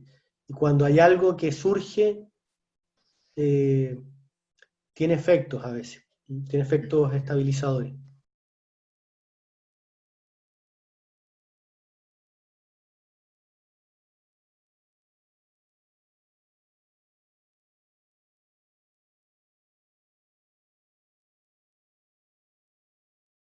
Los elementos que alertan el exceso de decisión, está todo la reacción terapéutica negativa, podría pensar en un primer momento. Eh, Cuando está siendo absolutamente idealizado o devaluado el terapeuta, el clínico, el analista, cuando está siendo totalmente, como decía, devaluado. Me acordaba de algunas pacientes en sus primeras sesiones, en sus primeras entrevistas, diciendo literalmente, ¿no? Y esto para qué sirve? ¿Y usted para qué sirve? ¿No? ¿Usted para qué?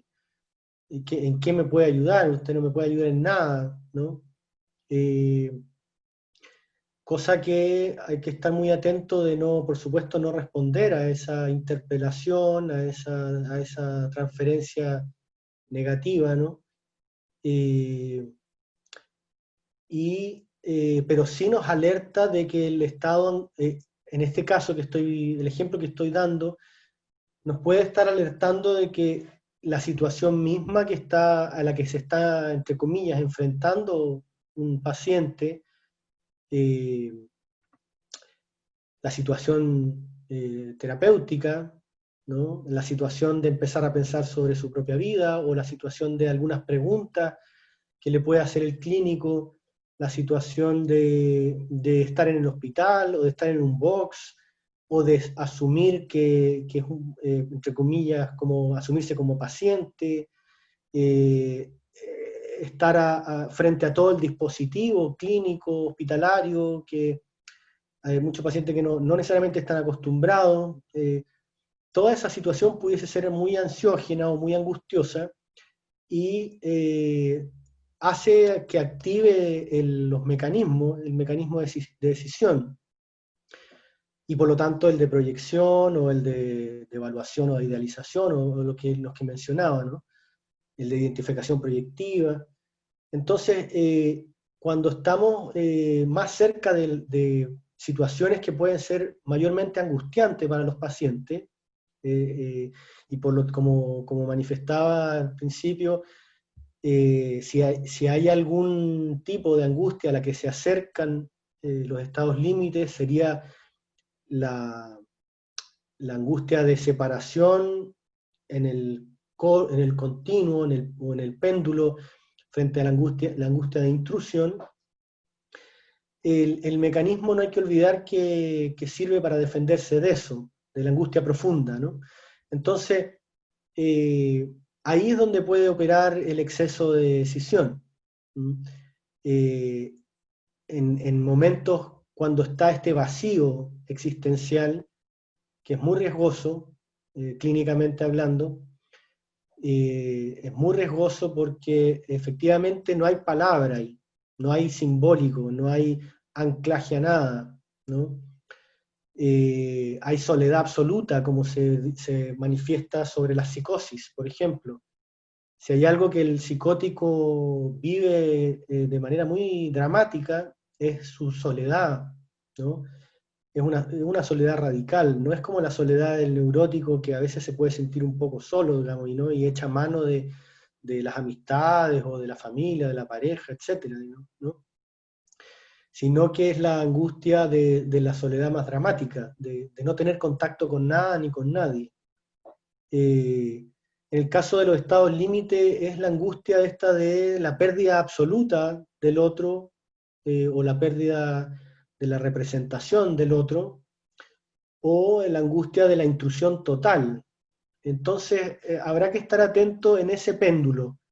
Si yo estoy como clínico, como tratante, si puedo estar atento a si acaso estoy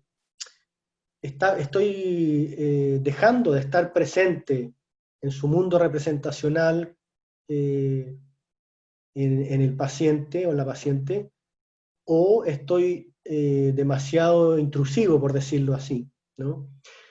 Por ejemplo, en el ejemplo que estaba dando sobre la paciente que en las primeras entrevistas se pudiese angustiar mucho y activarse algo de su mecanismo de decisión, de ese exceso de decisión, eh, bueno, tendré que estar atento si mis preguntas están siendo muy intrusivas. Y cada paciente con su singularidad nos demostrará si estamos siendo muy intrusivos. Y si percibimos algo de que estamos siendo intrusivos, o para el paciente, ¿no es cierto? Porque las preguntas que uno hace en general son más o menos estándar en unas primeras entrevistas. Pero si percibimos un mayor grado de angustia, bueno, ahí está esto de poder resituarnos como clínico. Por decirlo de alguna manera, dar un paso atrás, ¿no? En términos concretos, muy concretos, bueno, hacer otro tipo de preguntas, llevarlo a otros temas, o dejar de hacer preguntas, ¿no? Y invitar a la paciente o al paciente que nos hable de lo que ellos quieran, ¿no? Y dejar las preguntas para más adelante, ¿no? Porque si de lo que se trata también en un principio en las entrevistas preliminares, como bien sabemos, quienes trabajamos en la clínica, no solamente es de indagar y de poder diagnosticar y de poder pesquisar cuáles son sus líneas constitutivas más importantes, qué tipo de mecanismos defensivos ocupa, de qué manera se angustia. No es la única función, digamos, también tiene que ver con establecer un lazo de trabajo, una transferencia de trabajo. Entonces, hay que ir combinando ese movimiento y si es que es necesario dejar las preguntas más estructurales o más eh, apuntando a la experiencia subjetiva del propio paciente para más adelante, bueno, habrá que hacerlo. En ese sentido, y estoy abordando tu pregunta, Luigi, desde la clínica misma y desde los tratamientos mismos, y me hizo pensar en las primeras entrevistas. En ese sentido, a veces creo que conviene también manejar los tiempos. No es necesario tener sesiones de 40 minutos o de 1 hora o de 30 minutos de manera estándar, ¿no? Sino que poder permitirle al paciente, si es que va a entrar en algunos temas y se empieza a angustiar, bueno, salir de ahí, ¿no? Salir de ahí. Y la salida de ahí no solo a veces puede ser plantearle otro tema o invitarlo a que nos hable de alguna situación que quisiera hablarnos, ¿no? Sino que también puede ser un corte de la sesión, no necesariamente abrupto, ¿eh? Como se plantea en ocasiones, sino que un término de la sesión cuando algo, por muy menor que sea, se ha elaborado a veces, y si es que es de una temática que estamos percibiendo que es angustiosa para la paciente o el paciente, y algo de esa temática se logró elaborar, a veces conviene, aunque llevemos 15 minutos, 20 minutos o media hora, dejar la sesión ahí. ¿Mm? Porque algo se elaboró, algo se ancló, algo quedó para poder seguirlo trabajando más adelante. Solamente me quedé pensando que efectivamente hay que estar atento al exceso de decisión.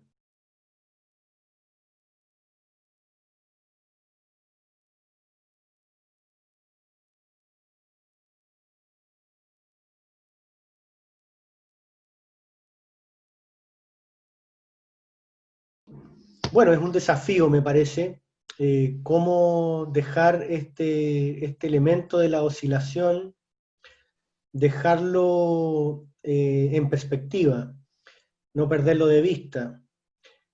Por supuesto que la oscilación, al ser algo del movimiento y no del lado de lo estático, no es fácil ponerlo en papel. No es fácil plantearlo, anticiparse a esos movimientos. Diría que es prácticamente imposible anticiparse a los movimientos que el paciente puede ir haciendo. En ese sentido, la oscilación misma cuestiona o pone en tensión los planes de tratamiento. Pero creo que el plan de tratamiento, como un documento de alguna manera que permite orientarse, es necesario de considerarlo así. La metáfora siempre utilizada de que el mapa no es lo mismo que el territorio, ¿no? El mapa vendría siendo el plan de tratamiento para poder moverse en un territorio, digamos, ¿no? Pero ese territorio tiene algo que el mapa nunca va a tener. ¿Mm? Y justamente ese territorio, en el caso de los estados límite,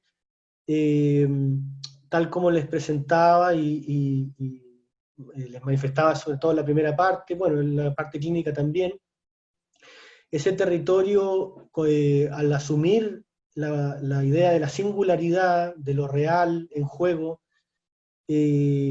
nunca va a ser posible de administrar y de inscribir plenamente en el plan de tratamiento.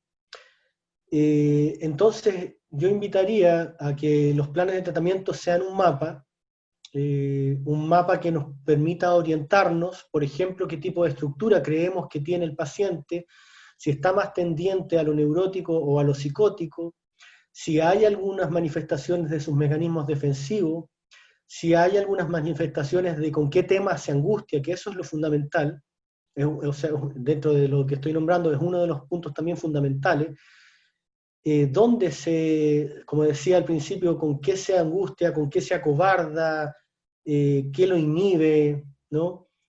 Y eso no definirlo a veces no se puede definir en unas entrevistas preliminares, pero se puede ir definiendo con el tiempo.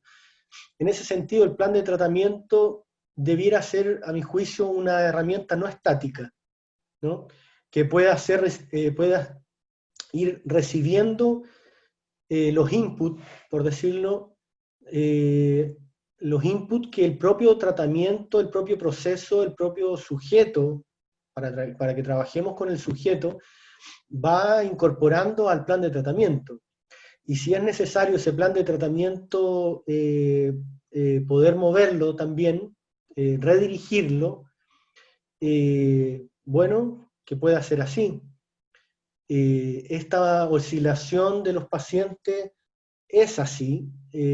A mi juicio, como les he planteado hoy día, es una característica constitutiva de los estados límite.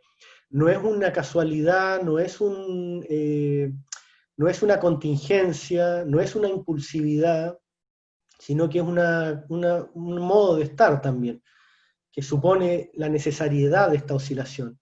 Entonces, y por lo que agregaba también Víctor, cuando pacientes inician un tratamiento y lo dejan, bueno, a lo mejor se puede hacer 2, 3 llamados, que es también lo que plantean las políticas públicas, ¿no? Del rescate.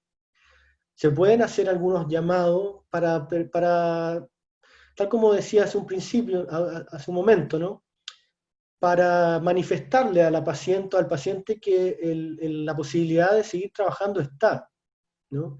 Que nosotros estamos ahí, en la medida en que lo requiera. Pero también permitir que si la paciente necesita dejar eso, dejar el tratamiento, digamos, por algunas semanas o meses o años, ¿no? Y acudir después, quizás después va a acudir a través de la asistencia primaria, o en el caso de nosotros hay pacientes que los mantenemos y a pesar de que han estado 6 meses sin tratamiento, sin terapia, sin atenciones, y lo vuelven a solicitar, nosotros abrimos la puerta a que el proceso continúe, digamos. Y creo que permite sortear también este modo de pensar la cuestión, sortear la frustración a la que muchos equipos se pudiesen ver enfrentados como no estamos haciendo las cosas bien, o no estamos siendo lo suficiente para los pacientes, o ya estoy en una posición que siento que no avanza nada, ¿no? Que es muy recurrente, que también tiene que ver con esa transferencia negativa, ¿no? Es muy recurrente en estos casos, pero en la medida en que nosotros nos podamos mantener estables eh, y a la escucha, por así decirlo, de lo que los pacientes y las pacientes nos van manifestando, al menos en nuestra experiencia ha sido muy significativo ocupar esa posición.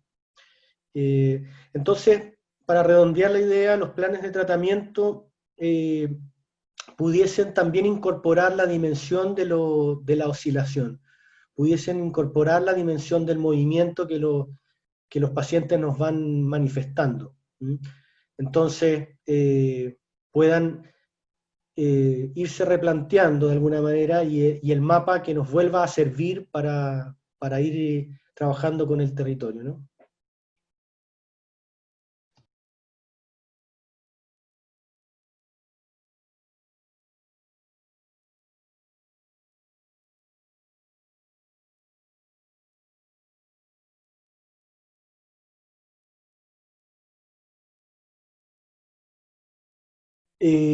Bueno, es un tema complejo, ya que toca algo de las políticas públicas.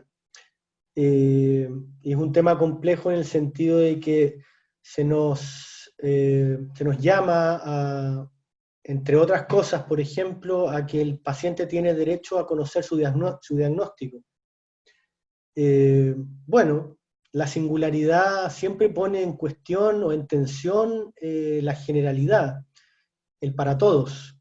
La singularidad siempre pone en tensión de manera inmanente, ¿no? Es lo propio de la singularidad, poner en tensión lo universal, lo general, ¿no?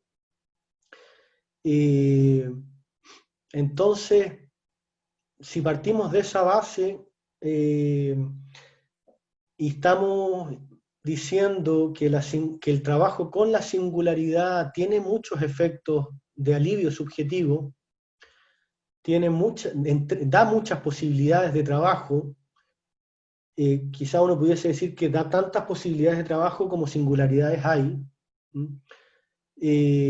También abre el espacio a lo creativo, que tiene que ver mucho con este espacio potencial que planteaba Green, o la idea de Winnicott a partir del objeto transicional, ¿no? El proceso terciario, de ir creando con los pacientes formas de estabilización. Recuerdo sobre esto en algún momento que alguna paciente me manifestaba el gusto por una canción musical. Y a mí pensaba que con la idea de alojar algo, y que no es algo único, digamos, es algo también común, que los pacientes nos conversen de sus gustos, sus historias, sus formas de vivir, sus elecciones, etcétera, etcétera. Y que uno pueda escuchar eso y permitir que algo de eso se aloje en el otro, tiene efectos muy importantes y muy estabilizadores.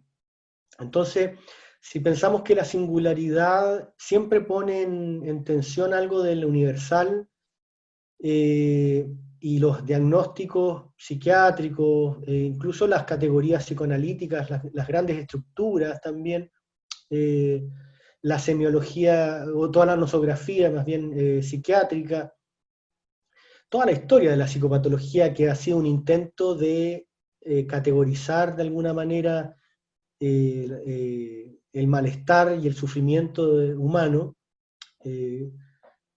Si pensamos entonces que la singularidad pone en tensión eso, el diagnóstico también tendrá el carácter de volviendo a la idea anterior, de un mapa. El diagnóstico también será puesto en entredicho de alguna forma. Yo tengo la impresión de que los diagnósticos sirven mucho más a los equipos profesionales que a los pacientes. Sin duda nos sirven a los equipos profesionales para tratar de orientarnos, para tratar de saber con quién estamos trabajando. Volviendo a las ideas, si estamos dentro de las estructuras psicóticas, las estructuras neuróticas, las estructuras perversas, los estados límite, o bien dentro de las categorías psiquiátricas, si es un trastorno del ánimo, es algo de trastornos de pánico, ¿no? Etcétera, etcétera, de las esquizofrenias, nos permite ubicarnos, por cierto que permite ubicarnos, y por cierto que es necesario para los equipos. Pero otra cosa es decirle al paciente o a los pacientes lo que ellos tienen, fíjense el término, de tener algo, ¿no? Que es un elemento exterior a su propia subjetividad, en términos de la palabra, en términos del significante que usamos, por ejemplo, trastorno de personalidad. Tener algo es muy problemático. Muchas veces, además de angustiar más, inhibe a los pacientes en sus posibilidades de vida.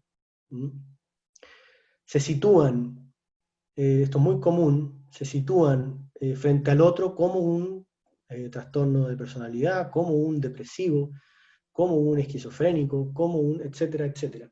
Y eso lleva no solo a situarse frente al otro, sino que también a ocupar cierta posición frente al otro. Todo el prejuicio que hay sobre las esquizofrenias, por ejemplo, en relación a la violencia, a la agresividad, es muy tremenda la estigmatización, como se dice, y un término que usamos también nosotros en la unidad de psiquiatría de Ovalle. La estigmatización es muy tremenda y genera efectos sobre las personas.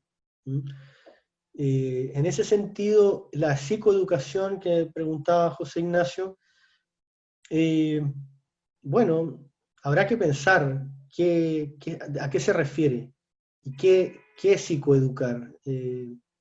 Si es que psicoeducar será decirle al paciente que a ratos se puede angustiar y que en general muchas personas se angustian, por ejemplo, se le podrá decir a los pacientes psicoeducando en su malestar que hay elementos que él pueda o ella pueda no conocer de sí mismo, como a todos nos ocurre.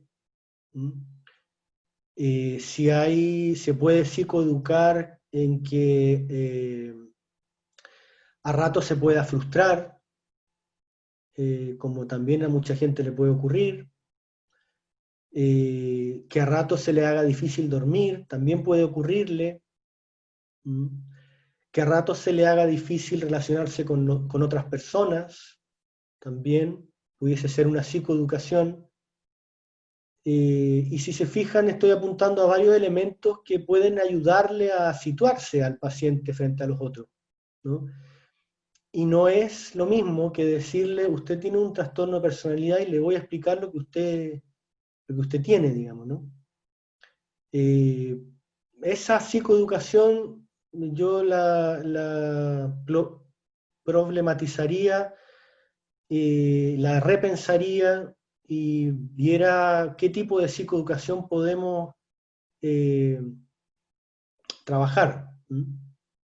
Bueno, una parte del texto inicial de la presentación primera que no alcancé a presentar tenía que ver justamente con lo que dices, que no es lo mismo concebir el diagnóstico o la psicoeducación como para decir qué tiene el paciente, que permitir que ese diagnóstico valga la redundancia, haya permitido establecer un lazo.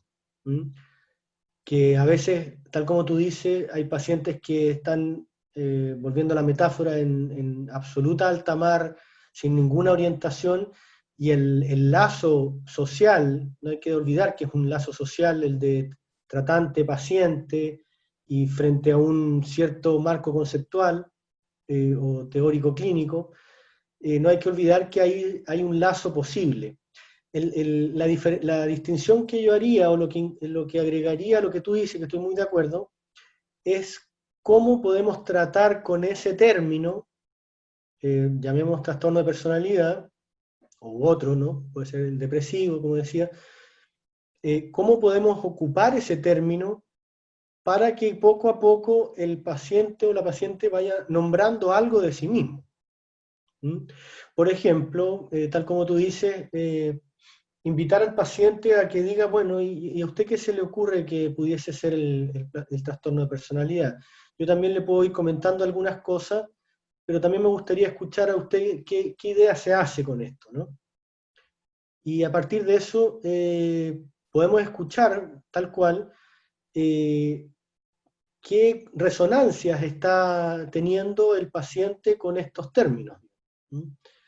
Y ahí ir dialogando desde la posición que va ocupando frente a ese término, frente a ese diagnóstico, ese término, y la posición que nosotros podemos también ir ocupando frente a lo que va diciendo o las resonancias que va teniendo el paciente con este término. Entonces, ahí la apuesta será cómo ir incorporando el término del diagnóstico en el proceso de cada paciente.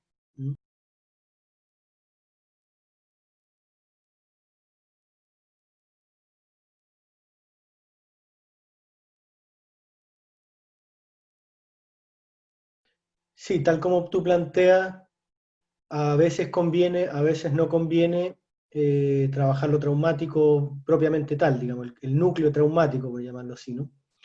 O la experiencia traumática. Eh, Nuevamente, las posibilidades o no y la pertinencia o no nos la irá mostrando la singularidad de cada caso. ¿Mm? Eh, y no es por un poco ser majadero con la idea, sino más bien porque hay pacientes que han podido y les ha servido mucho poder comentar en la confidencialidad del proceso y frente a un profesional o un equipo de salud mental, comentar lo que han vivido, lo que les ha tocado vivir, sea en los diferentes momentos de su vida que pudiesen haber vivido algo traumático. A algunos les ha permitido resituarse frente a esa experiencia. Hay un término que a mí me hace mucho sentido, que es la rectificación de la experiencia. Por ejemplo, en abusos infantiles, por ejemplo, que después los adultos lo comentan en el espacio clínico terapéutico, muchas veces han quedado en la posición del culpable o la culpable de la situación, o la responsable o el responsable, y el poder ayudar a rectificar esa experiencia muchas veces ha permitido nuevos movimientos subjetivos y una nueva relación con ese momento de la historia personal, ¿no? Si bien la elaboración de lo traumático nunca va a hacer desaparecer ese momento, sí puede permitir vivir de otra manera con ello. ¿Mm? En ese sentido, hay situaciones clínicas o casos o tratamientos clínicos que pueden ayudar y el paciente o la paciente nos indicará si es que le parece bien hablar de eso o no, eh, por- y, y si le parece bien poder escuchar eso y ayudar a la rectificación del momento, como decía. Pero otros pacientes, el momento fue tan desbordante, tan desestructurante, que la propia persona no quiere entrar en esos momentos, digamos. Y ahí mi experiencia me ha permitido ver que efectivamente hay otras maneras de poder vivir con ello. Tal como tú decías, está a veces a flor de piel, pero no reconocido como el momento traumático necesariamente, o reconocido, pero no sin posibilidades de referirse por el nivel de angustia que genera, y ahí no conviene. Derechamente me parece que no conviene entrar en esos terrenos, por así decirlo, en esa parte del territorio psíquico, emocional, experiencial, eh, y poder ir trabajándolo. Por ejemplo, una posibilidad que se me ocurre es a propósito de las relaciones actuales que la paciente o el paciente tiene con otros, ¿no? Que claramente pudiese estar actualizándose algo del trauma, ¿no? Y poniéndose en juego, por así decirlo, algo del trauma, pero no a nivel de lo representacional y del relato de la persona, digamos, sino a nivel de la relación con el otro, el modo de vincularse, que aparecen ciertos miedos, por ejemplo, ciertas angustias con la pareja o con, etcétera, ¿no? Con la familia, con las amistades, ¿no? Y en ese terreno que, por llamarlo de alguna manera, que yo no me gusta el término que voy a usar, pero para darme a explicar, es un terreno más superficial.